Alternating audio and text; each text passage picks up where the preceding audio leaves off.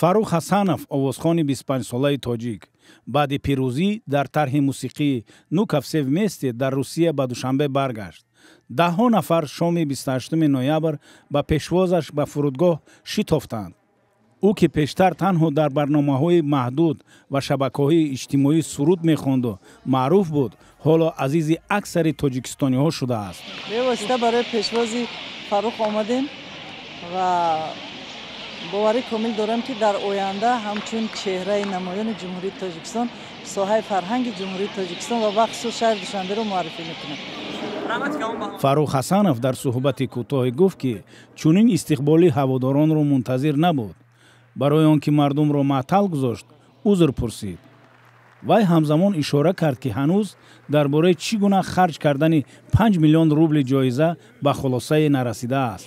фарух нишон дод ки мардуми Тоҷикистон, мардуми тоҷик, мардуми тамаддуни ориёӣ ҳастанд, ҳунарманд ҳастанд ва вақте ки мақсад мегузоранд ба мақсади худ расида метавонанд. худи фарух ҳасанов пас аз чанд лаҳзаи пирӯзӣ тавассути телевизиони Русия гуфт ки дунболи орзуҳояш ба саҳнаи бузург ба ин кишвар рафт ва нишон дод ки тоҷикон фақат бинокор нестанд, балки ҳунарманд низ ҳастанд.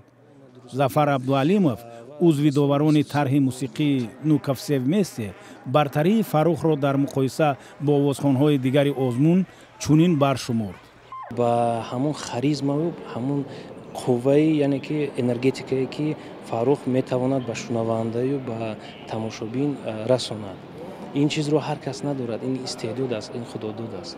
бори аввал нест ки овозхонҳои ҷавони тоҷик дар озмунҳои байнулмилалӣ аз ҷумла дар Русия иштирок карда баъзе аз онҳо пирӯз мешаванд.